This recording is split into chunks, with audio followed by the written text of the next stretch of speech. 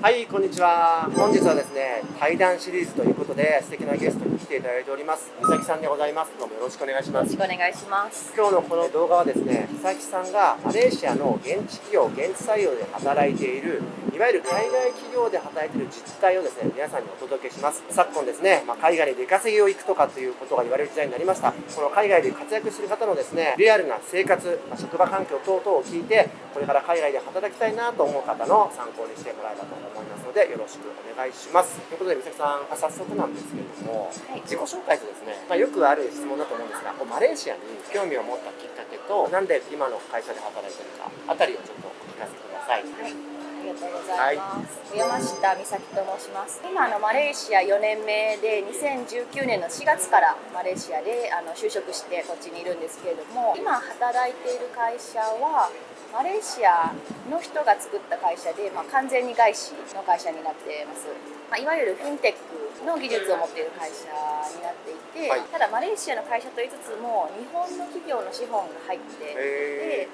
住友カードさんと JCB さんとトランスコスモスさんという3社が株主の会社で、ソフトスペースっていう会社なんですけれども、そこで働いてます。きっかけとしては、新卒で働いてた会社だったんですけど、グローバルにやっていこうっていう目的で入ったんですけど、全然その海外駐在とか海外に関われる案件っていうのがあるんですけど、ちょっと新卒1年目から携われないとかっていう問題があって、携われて10年目とかって言われたので、キャリア的にですね、女性だから出産とかあるかなっていうのもあって、10年待ってられないっていうのもあって転職しようって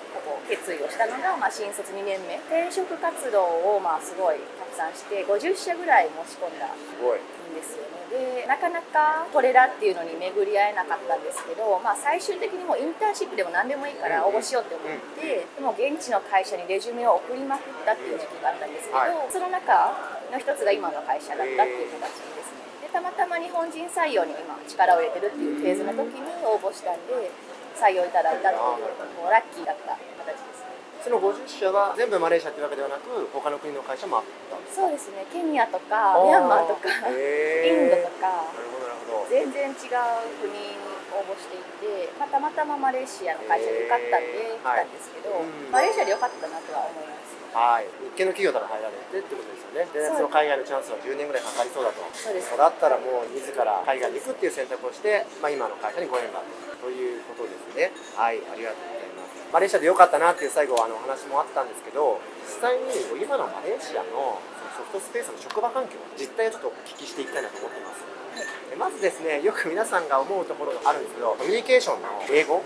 語力どれぐらい必要なのかとか、使う頻度、働いてる間ずっと英語なのかみたいなのも含めてと、あとやっぱりこの日本企業でも働かれたと思うんで、その職場のギャップというか、そのあたりはちょっといかがですかね。まず英語力の面でいくと、今会社200人ぐらいいるんですけれども、日本人が私1人しかいないので、社内のコミュニケーションは全部英語が必要になってますね。私の担当は日本市場の展開の担当になりますので、お客さんだったり社外のコミュニケーションは日本語になるんですけど、社内は全部英語なので、英語力っていう意味で言うともう結構ビジネス英語力は必要になるかなとは思ってます。日本人1人です。それを最高と思う人には最高な環境ですね。そうですね、私は最高だったな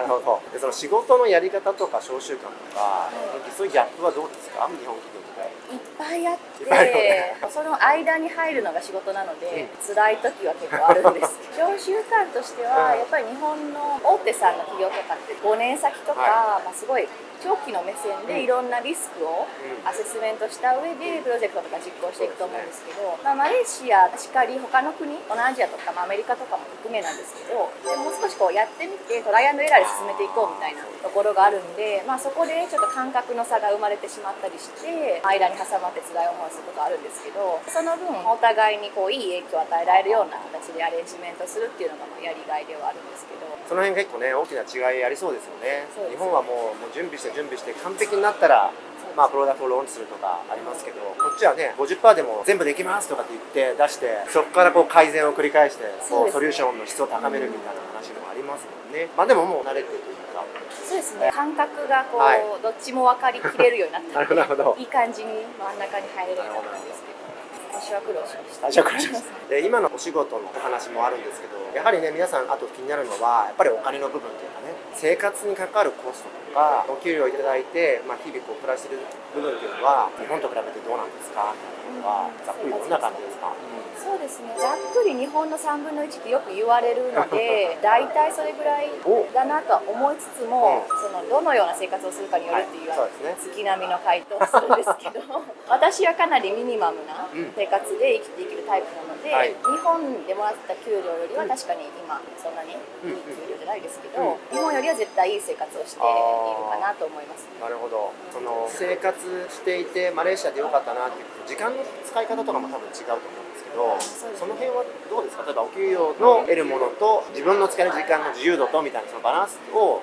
日本と比較するとだいぶ違うんじゃないかなと。全然違うと思いますね。一つが通勤時間かなと思っていて、住むところによるんでもちろん人によるんですけど、マレーシアと家賃が日本の東京よりはかなり安いので、いい立地で仕事場に近い場所に安くで住めるので、通勤時間が15分とか、私30分ぐらいなんですけど、前は15分ぐらいとかで住めていて、そうすると生活の質がかなり上がるっていうのと、クリーナーさんとかがいてすっごい安いんですよね。私1人クリーナーさんついてもらってるんですけど、2時間1200円ぐらい、排水口とか換気扇とかまで掃除してくれるんで、掃除しなくていいという面ではすごく助かっています。そうかそうか。なかなか日本ではないような機能も上手に入れたから、通勤はじゃあ公共機関ですか？そうですね、電車ですね、MRT で。MRT でね、いいですね。なるほど。そういう日々の生活という先さんなんですけど、いやーそれでもやっぱりこれはすごく大変だったなとか、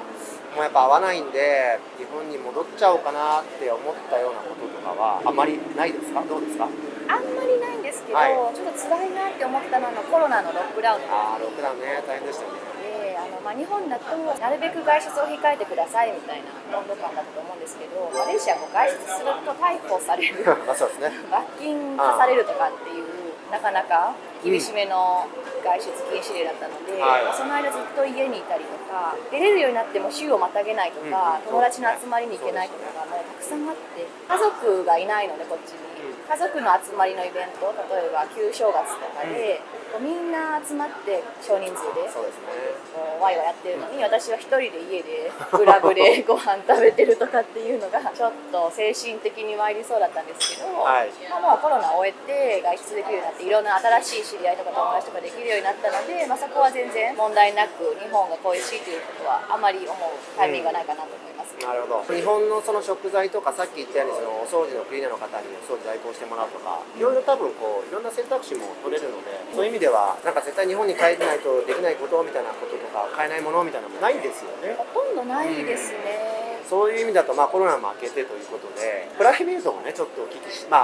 かせ願える範囲ですけど、日々例えば週末とかお友達と遊びに行くとか、どんなプライベートライフですか？いろいろやってるんですけど、よくやっているのがイベントのボランティアになっていて、私が働いているのもスタートアップなんですけど、他のスタートアップを支援するっていうイベントのボランティアを結構積極的にやってますね。それの関係でこの間はジョホールバルに行ったりですとか、タイにお泊まりとかしてるんですけれども、そういったイベントの手伝いを土日にやったり、あとヨガの講師のライセンスを取ったので、暇な時はヨガを教えたりとか、ヨガ教室に行ったりしてますね。じゃあ結構その家にいてっていうよりは、外に出たり、その体を動かしたりっていうことで、結構充実してる週末というかプライベートライフ、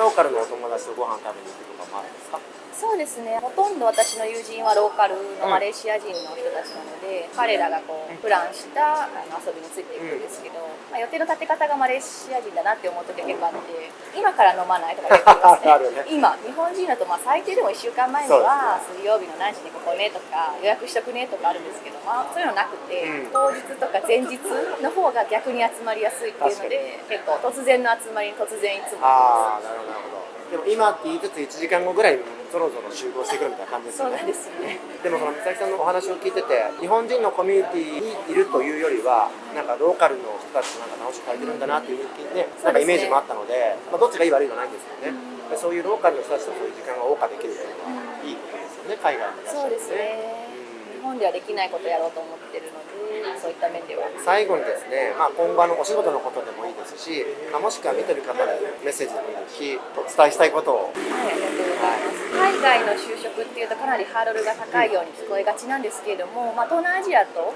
日本人の影響力っていうのはまだあると思いますので、こう日本人への門は開かれているのかなと思っています。日本で働くのと、海外で働くのっていうのはかなり召集感が違うので苦労することもあると思うんですけれども、若いうちにできれば出ておくっていうのは次のキャリアに役立つと思うので、迷ってるようだったら一回やってみた方がいいんじゃないかなとは思ってます。私もかなり転職するとき不安だったんですけど、来てみたらでどうにかなったので、サバイバルを楽しめる人はぜひなるほど。来ていただきたいなと思います。はい、もうちょっとでもねやってみようと思ったら、行動に移してみましょうと。はい、ということで今日はね、美咲さんにいろいろとマレーシア現地お仕事のリアルを語っていただきました。また別の動画でですね、こういった対談も続けていきたいと思います。では美咲さん、本当ありがとうございました。ありがとうございました。ではまた次の動画でお会いしましょう。バイバーイ。